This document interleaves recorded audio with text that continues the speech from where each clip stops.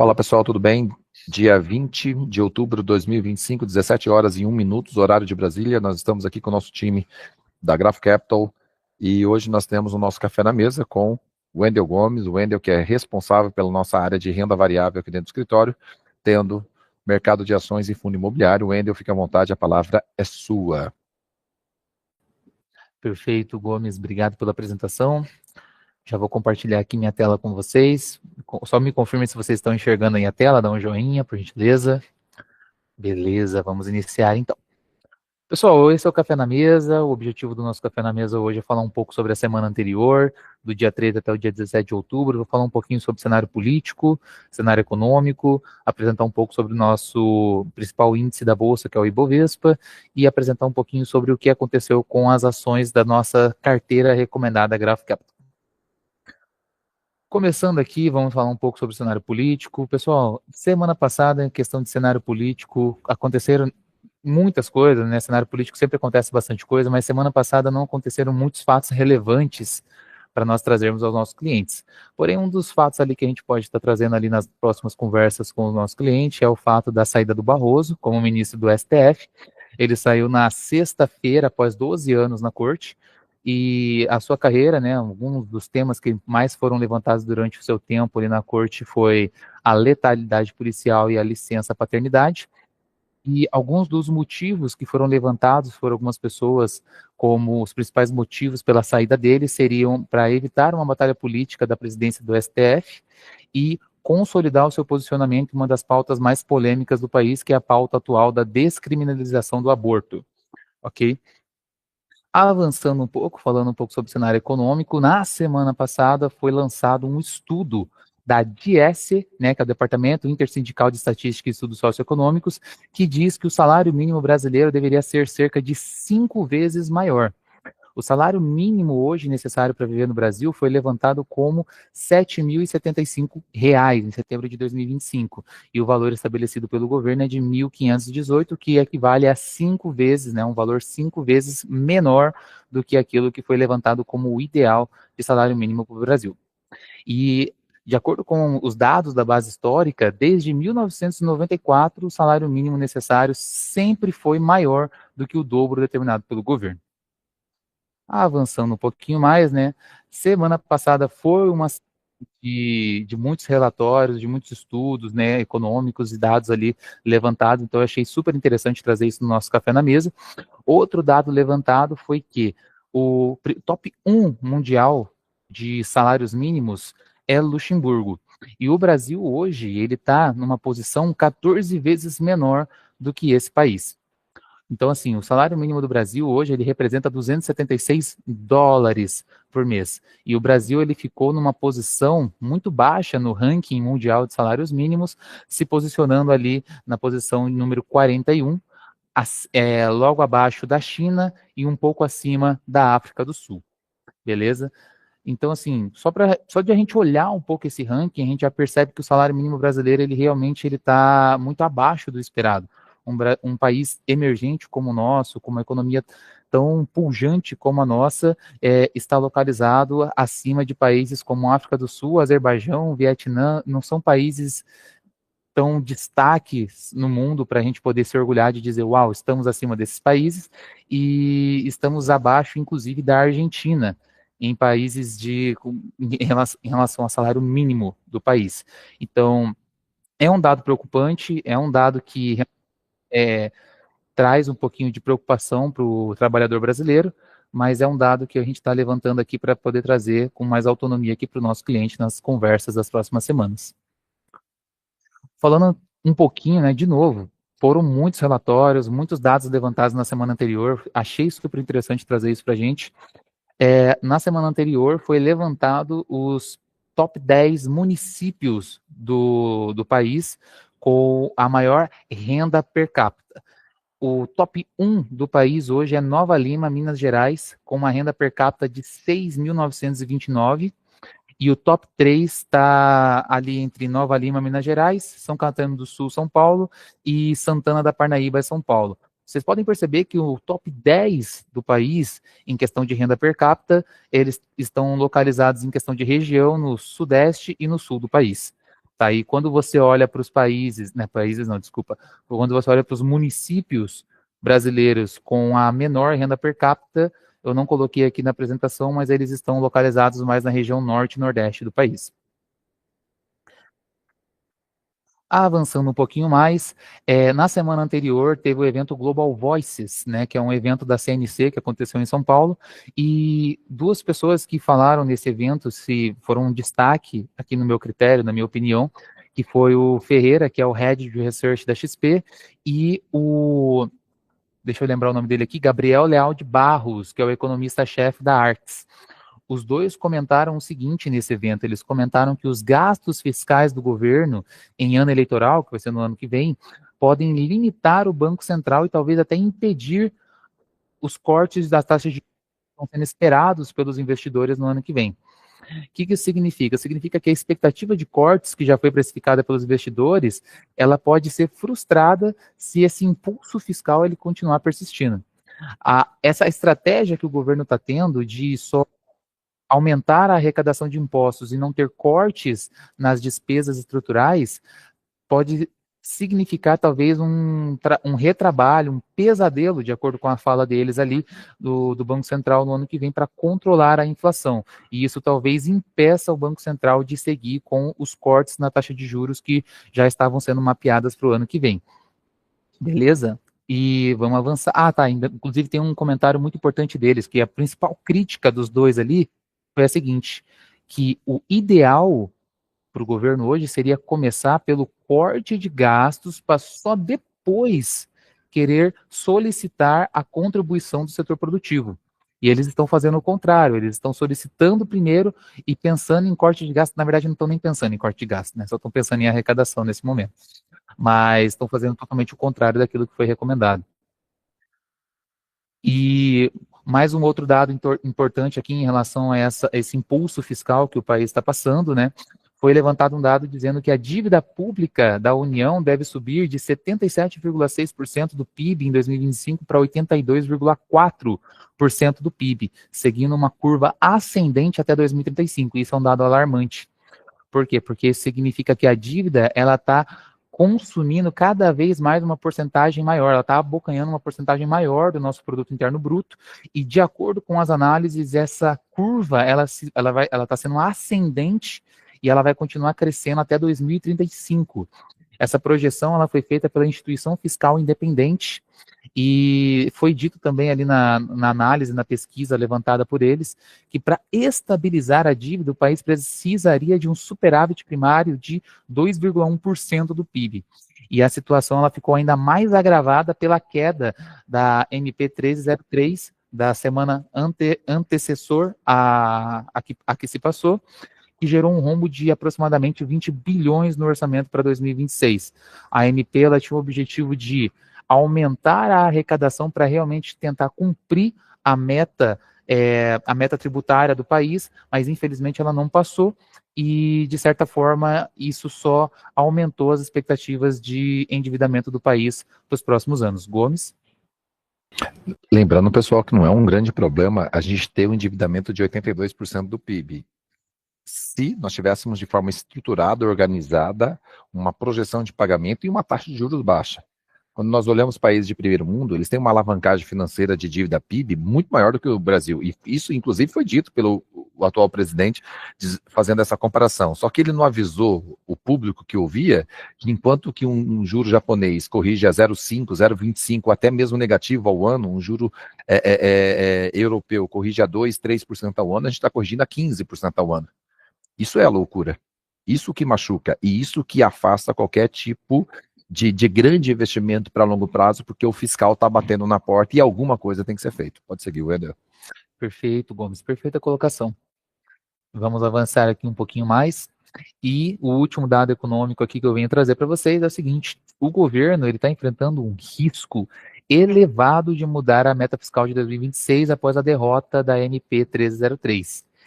Os analistas estão até verificando essa meta brasileira, essa meta fiscal, como impraticável se o governo não começar a pensar em geração de novas receitas ou em cortes de gastos estruturais, assim como foi dito pelo Ferreira, né, da Research da XP e também pelo economista da Arx. A pressão do Tribunal de Contas da União e a resistência do Congresso em cortar benefícios fiscais complicam ainda mais esse cenário. Tá? Isso que foi levantado nas pesquisas da semana anterior. E agora, né, vamos falar um pouquinho sobre o nosso principal índice da Bolsa, o nosso índice Bovespa.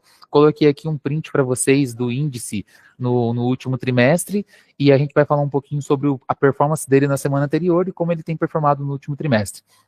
No gráfico de junho a outubro de 2025, tem mostrado uma tendência de alta no período do nosso índice Bovespa, saindo da região de 132 mil pontos no início de agosto e atingindo seu pico perto de 147 mil pontos no início desse mês de outubro. Já na semana anterior, o Ibovespa ele começou a semana com uma forte queda, atingindo até uma mínima de 140 mil pontos. Mas ele reverteu essa queda nos dias seguintes, formando uma LTA na semana anterior, inclusive até sendo reforçada no dia de hoje, essa LTA, sendo que hoje o Ibovespa quase bateu seus 145 mil pontos, a gente tem até o fechamento ali, mas eu acho que não chega a bater hoje, mas chegou a bater ali 144,6 mil pontos, mas na sexta-feira passada o fechamento foi de 143,3 mil pontos, o que já demonstra ali uma recuperação dessa leve queda que ela teve ali no início do mês, né? Mas, como a gente pode ver pelo gráfico geral, nosso Ibovespa, nosso índice da Bolsa, ele está seguindo uma tendência de alta. Avançando um pouquinho mais, vamos falar agora um pouquinho sobre a nossa carteira Top Valor. A carteira Top Valor são os 5 principais ativos que a Grafo está olhando para uma visão ali de 18 a 36 meses de análise ali, papéis que a gente acredita que hoje estão bem descontados e que a gente acredita que vão retomar esse valor ao longo dos próximos meses para aquele cliente que tem uma ambição de valorização de cota. Olhando um pouco esse gráfico aqui ele representa somente a semana anterior desses ativos, ok? Só como eles performaram na semana anterior. A semana anterior, vocês podem perceber que todos esses ativos, eles performaram levemente abaixo do índice Bovespa, exceto por Energisa, que levemente acima do índice, o que também já demonstra uma boa recuperação dos papéis ali, talvez nos próximos meses. Falando agora de um cenário um pouco mais alongado, né, falando dos últimos 5 anos, a gente pode perceber o quê? Que Energisa e Banco do Brasil, apesar de estarem levemente descontados no momento atual, nos últimos 5 anos eles têm performado acima da Bolsa. E quando a gente olha para Gerdau, você pode perceber que, por mais que ela esteja levemente abaixo do índice Bovespa no cenário atual, nos últimos 5 anos o histórico dela é sempre de performar acima do índice Ibovespa. Já Suzano é o papel que mais tem performado com uma volatilidade maior, tem hora que ela está acima, tem hora que ela está abaixo, e recentemente ela está realmente descontada, né? Mas o histórico dos últimos 5 anos ali de Suzano é que ela tende a ter bons picos de volatilidade ao longo do tempo, então a gente também acredita na tese. Suzano não é a top 1 da nossa lista, né? A top 1 da nossa lista ali é realmente o Banco do Brasil e Energisa, mas fica aí a dica para vocês, fica aí a visualização, talvez até para reforçar a fala de vocês frente ao cliente, para mostrar para eles que realmente nós estamos com papéis bem posicionados dentro do mercado nos últimos anos. Agora, falando sobre as principais notícias desses papéis, né? Gerdau teve ali a última notícia dela ali, de acordo com os analistas do Banco do Brasil, eles aumentaram, né, atualizaram o preço-alvo de Gerdau. De acordo com o relatório deles, eles têm uma expectativa de que Gerdau vai gerar um caixa saudável e que a companhia vai estar avançando o programa de recompra das ações, e esses fatores sustentam a valorização do papel. Banco do Brasil já tem uma notícia um pouco diferente. A crise dos Correios, que teve um prejuízo de 4,3 bilhões no primeiro semestre de 2025, forçou eles a buscarem um empréstimo de 20 bilhões para cobrir o caixa até 2026. E essa notícia, ela articulou o seguinte, que esse empréstimo ele pode envolver alguns dos principais bancos públicos, e Banco do Brasil ficou ali, entre aspas, incluso ali no meio, e isso fez com que as ações caíssem, né? Isso fez com que os principais acionistas ali começassem a perder um pouco da fidelidade, da fé ali no papel. mas nada muito relevante, nada que realmente vá atrapalhar o papel no longo prazo. E Suzano também, a gente tem uma notícia ali sobre Suzano, na última semana, algumas das principais carteiras recomendadas fizeram a substituição de Suzano por Vale, mostrando que eles estão com uma visão um pouco menos otimista do papel no curto prazo, beleza? Mas lembrando que a Top Valor é uma carteira que a gente está olhando pro longo prazo. Então, por mais que todas essas notícias aqui você pode estar olhando e pensando assim, pô, beleza, mas aí diz que a ação vai desvalorizar nos próximos meses. Beleza, mas a gente está olhando pro longo prazo. Então, não são notícias que podem fazer com que a tese da carteira venha a diminuir. Avançando um pouquinho mais, a gente vai falar um pouquinho sobre a nossa top dividendos, né? Vamos começar aqui com a nossa top 1, que é Copel. Copel, assim como todas as outras da top dividendos, elas tiveram levemente ali uma valorização de acordo com a semana anterior com a atual, e tem uma relação que eu percebi ali, que é a seguinte: quando a valorização da cota ela sobe, peraí, parece que travou, beleza? Quando a valorização da cota ela sobe, o dividend yield ele tende a dar uma leve diminuída. Isso porque eles estão proporcionais. Então, o que acontece? Copel teve uma leve valorização e o dividend yield dela caiu levemente. O mesmo aconteceu com o Itaú, tá? Também teve uma leve valorização e uma leve queda no dividend yield. Porém, o mesmo não aconteceu com Petrobras, que teve uma desvalorização da cota ali na última semana, muito influenciada pelo preço do petróleo internacional. Mas, de outra forma, ela acabou tendo também essa proporcionalidade, né, de um leve aumento no dividend yield na última semana. Eletrobras aconteceu a mesma coisa e Vale aconteceu a mesma coisa. A cota subiu e o dividend yield deu uma leve diminuída, mas isso aqui só demonstra o quanto esses papéis realmente estão dentro daquilo que a gente imagina, são bons pagadores de dividendo. E aqui eu trouxe esse gráfico aqui para mostrar ainda mais sobre esses papéis, que é o seguinte: todos os papéis da carteira top dividendos da Grafo nos últimos 5 anos têm performado acima do índice Bovespa. Todos, sem exceção. E ainda mais, falando fora do índice Bovespa, exceto por Vale, todos os outros papéis da carteira top dividendos da Graph Capital nos últimos 5 anos têm performado acima do CDI. Então, o que isso significa? Significa que realmente nós temos papéis que são sólidos, são excelentes pagadores e que têm distribuído bons lucros aos nossos investidores nos últimos 5 anos, ok? Então, assim, se a gente tem um CDI a 15% ao ano ali, a próximo de 15% ao ano, entregando valores estratosféricos ali sem nenhum tipo de risco. Agora imagina papéis dentro do mercado de ações, pagando dividendos, com boas teses, boa distribuição de lucro, falando assim, beleza, Eletrobras está gerando quase o dobro do CDI, e Tube 4 está gerando mais que o dobro, e Petro 4 está gerando 4 vezes o CDI. Beleza, Gomes? Quer comentar alguma coisa? Talvez valha, Wendel, já que esse gráfico ele está trazendo só a variação da cota, em algum outro momento, se a gente conseguir colocar variação de cota mais dividendo, fica até mais otimista a inclinação do cliente para entrar numa estrutura de ação, né? Lembrando de longo prazo, e é fantástico você trazer esse gráfico de 5 anos. Então, quando o nosso cliente estiver olhando para esse gráfico, ele tem que olhar no gráfico sempre mais alongado. E se a gente colocar valor de cota mais dividendos, sem dúvida nenhuma, agrega ainda mais força para a tomada de decisão e de diversificar a carteira dentro do mercado de acionário. É isso aí, vou falar mais, hein, Gomes? Tá realmente difícil encontrar esse gráfico, eu tô procurando ele há uns dias aí já, mas só o gráfico da valorização da cota que ele já demonstra também uma tese muito forte dessa carteira, e é aquilo, né? O papel ele vai subir, vai cair, vai subir, vai cair, mas quando a gente olha num período mais alongado, a gente percebe que no longo prazo, esses papéis eles realmente têm feito muito sentido na carteira do nosso cliente. Avançando um pouquinho mais, né, falando aqui sobre as principais notícias da nossa top dividendos, a Eletrobras foi o grande destaque, né? A Eletrobras ela vendeu uma fatia da Eletronuclear, foi vendida para a JEF, e em resposta a essa venda, a UBS e a Asset do Itaú elevaram as suas apostas no papel. A UBS chegou a elevar o preço-alvo de Eletrobras para R$ 80 e reiteraram a recomendação de compra na semana passada. E o movimento foi visto como um novo patamar de confiança após a privatização da empresa. Já Itaú, na semana passada, foi citado como uma das ações mais negociadas por investidores estrangeiros em setembro. E também foi listada, junto com a Copel e Vale, como uma das ações mais indicadas por corretoras no mês de outubro.